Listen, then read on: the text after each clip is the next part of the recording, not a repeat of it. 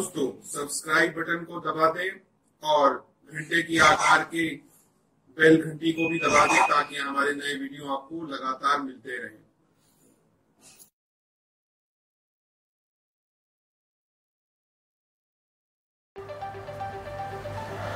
नमस्कार दोस्तों, धर्म रहस्य चैनल पर आपका एक बार फिर से स्वागत है। क्योंकि आज का दिन बहुत ही महत्वपूर्ण है भारतीय स्त्रियों के लिए, क्योंकि वो इस दिन करवा चौथ नाम का व्रत मनाती हैं। ये करवा चौथ की कहानी और उससे जुड़ी जो घटना है उसके बारे में आज मैं आपको बताऊंगा। साथ ही साथ ये बताऊंगा कि इस साल यानी आज 2018 में किस समय पर जो है आप करवा चौथ का व्रत जो है उपवास को है उसको संपन्न करेंगी, उसका समय क्या होगा। साथ ही साथ ये भी जानने की कोशिश करेंगे कि ये आखिर मनाया क्यों जाता है और इसके पीछे क्या कहानी है और इसका मूल उद्देश्य क्या है, इसके पीछे क्या किया जाता है। हालांकि अब तो समय ऐसा आ गया है कि करवा चौथ के समय में ज़्यादातर टीवी सीरियल्स के माध्यम से हम लोग देखते हैं कि जब स्त्रियां लेती हैं करवा चौथ तो अब पुरुष भी उन पर भी दबाव पड़ने लगा है कि आप भी उस दिन व्रत रखें, क्योंकि हम आपके लिए व्रत ले रहे हैं तो आपको भी लेना चाहिए।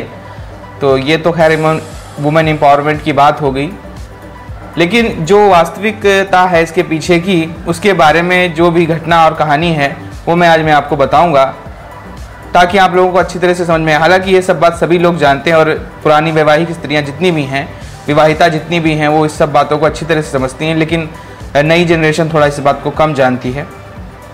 तो चलिए शुरू करते हैं। ये माना जाता है कि जब 16 श्रृंगार में महिलाएं सज धज कर चंद्र दर्शन के समय, शुभ मुहूर्त के समय, जब छलनी में जो होती है उसमें पति को देखती हैं और उसके बाद चंद्रमा को अर्घ्य देती हैं, तो वो एक प्रकार का प्रतीकता है। ये माना जाता है कि चंद्रमा जो है वो मन और सुंदरता का प्रतीक होता है। महिलाएं चंद्रमा के समान और समकक्ष अपने सुंदर पति को देखना चाहती हैं कि वो ये बता सकें कि जिस प्रकार चांद सुंदर है और हमेशा अजर अमर है उस तरह आप भी रहें। और पति अपनी पत्नी को देख करके चांदनी की तरह उसे समझता है, यानी कि उसकी खूबसूरती को निहारता है और आकर्षण को उसके मन में हमेशा के लिए पैदा होता है और वो हमेशा उसके प्रेम में रहना चाहता है। हमेशा ये संबंध अनंत काल तक विद्यमान रहना चाहिए, ऐसा समझा जाता है, क्योंकि जिस प्रकार चंद्रमा नष्ट नहीं हो रहा है और करोड़ों सालों से उसको हम देखते चले आ रहे हैं, इसी तरह पति पत्नी का संबंध भी सदैव कायम रहे। पति भी नए और सुंदर वस्त्र में जो है अच्छा दिखने की कोशिश करते हैं और ये व्रत जो है समर्पण का प्रतीक माना जाता है। इसके पीछे जो वास्तविकता वो इस प्रकार से है कि जीवात्मा महिला मानी जाती है और परमेश्वर पुरुष माना जाता है। इस माध्यम से एक समर्पण होता है भक्त का अपने भगवान के प्रति। वैसा ही भाव पति पत्नी के बीच में स्थित रहता है। इस त्योहार के माध्यम से पुराने समय में इस तरह की व्यवस्था बनाई गई थी। 27 अक्टूबर के दिन करवा चौथ का पर्व मनाया जा रहा है, यानी 2018 की ये बात है और हर साल अलग अलग समयों पर ये पड़ता है। तो इस बार ये शनिवार को पड़ रहा है और इस व्रत को जो सुहागिन स्त्रियां पूरी श्रद्धा के साथ रखती हैं, रात में चंद्रमा के निकलने के बाद उसे देर अर्घ्य को दे करके अपना व्रत उसे तोड़ती हैं। इसके साथ ही पति के हाथ से पानी और खाने का पहला निवाला लेने की कोशिश की जाती है और ये एक परंपरा होती है। खास बात यह है कि इस बार करवा चौथ का व्रत संकटी गणेश चतुर्थी के साथ पड़ रहा है, जिससे इसका महत्व और भी ज़्यादा इस बार बढ़ गया है 2018 में।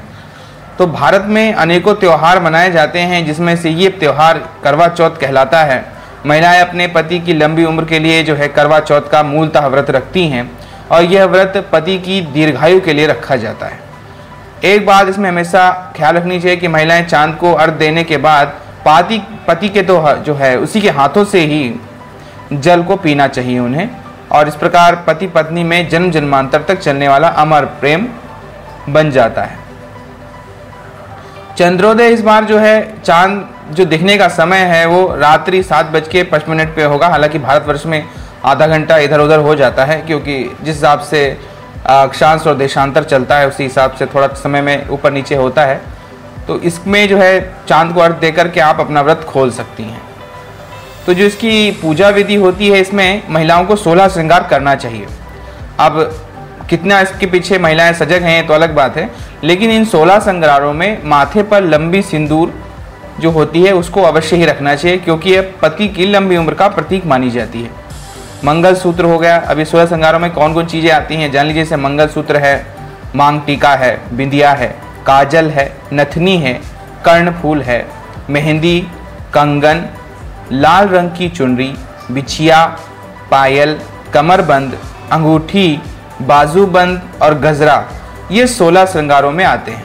तो इन सबको जो है आप स्त्रियों को धारण करना चाहिए। 16 श्रृंगार में महिला सज धरकर चंद्र दर्शन के शुभ मुहूर्त में छलनी में जो है पति को देखती हैं और उनको अर्घ्य देती हैं। चंद्रमा मन और सुंदरता का प्रतीक माना जाता है। तो इस प्रकार से यह प्रक्रिया को संपूर्ण किया जाता है। तो इससे जो जुड़ी हुई कहानी है, चलिए उसे जान लेते हैं कि करवा चौथ आखिर मनाया क्यों जाता है और इसके पीछे पौराणिक समय में क्या कहानी थी। कहते हैं कि बहुत समय पहले की बात है, एक साहूकार के 7 बेटे थे और उनकी एक बहन थी करवा, जिसका नाम था। सभी 7 भाई अपनी बहन से बहुत अधिक प्यार करते थे, यहाँ तक कि वे पहले उसे खाना खिलाते थे और स्वयं बाद में भोजन करते थे। इतनी अधिक वो उनके लिए प्यारी थी, क्योंकि एक तो 7 भाइयों पर वो अकेली बहन थी। तो ये कहते हैं कि एक बार उनकी बहन ससुराल से मायके आई हुई थी।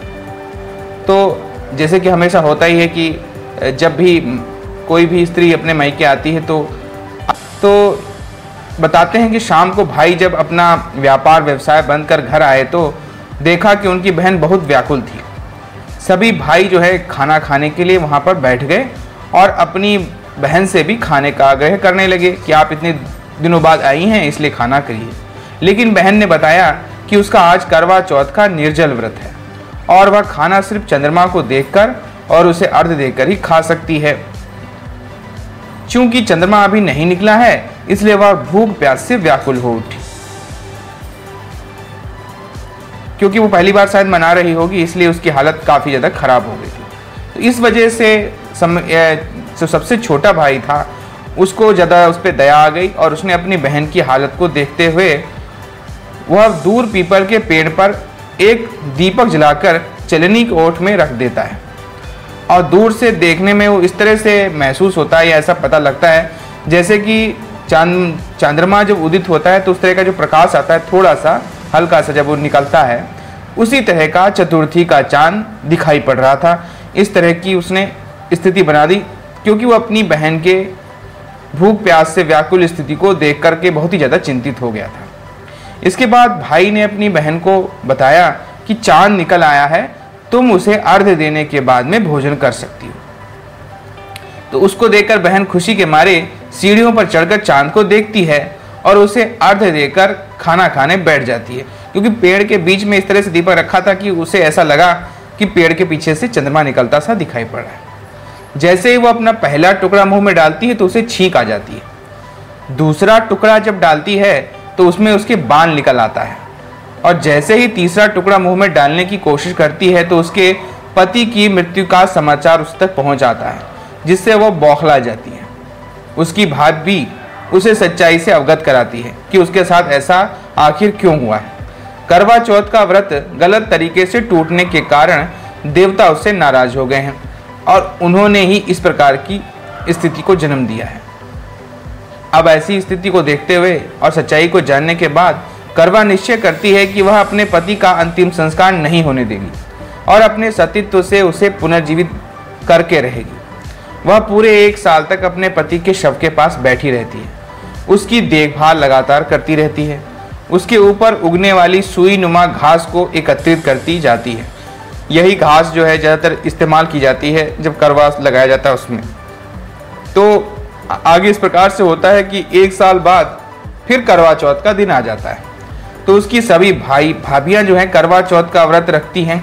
जब भाभियाँ उससे आशीर्वाद लेने आती हैं तो वह प्रत्येक भाभी से यम सुई ले लो, पी सुई दे दो, मुझे भी अपनी जैसी सुहागिन बना दो, इस प्रकार का आग्रह करती है। लेकिन हर बार भाभी उसे अगली भाभी से आग्रह करने को कहकर चली जाती है। इस प्रकार जब छठे नंबर की भाभी आती है तो करवा उससे भी यही बात को दोहराती है।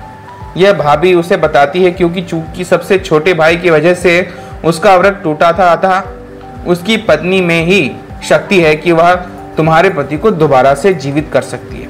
इसलिए जब वह आए तो तुम उसे पकड़ लेना और जब तक वह तुम्हारे पति को जिंदा ना कर दे उसे नहीं छोड़ना। ऐसा कहकर वह चली जाती है। सबसे अंत में सबसे छोटी भाभी आती है। करवा उनसे भी सुहागिन बनने का आग्रह करती है, लेकिन वह टाल मटोली करने लगती है। इसे देखकर करवा उन्हें जोर से पकड़ लेती है और अपने सुहाग को जिंदा करने के लिए कहती है। भाभी उससे छुड़ाने के लिए उसे नोचती है, खसोटती है, लेकिन करवा उसे किसी भी प्रकार से नहीं छोड़ती है। अंत में उसकी तपस्या को देखकर भाभी पसीज जाती है और अपनी छोटी उंगली को चीरकर उसमें से अमृत उसके पति के मुंह में डाल देती है। करवा का पति तुरंत श्री गणेश कहता हुआ उठ बैठता है।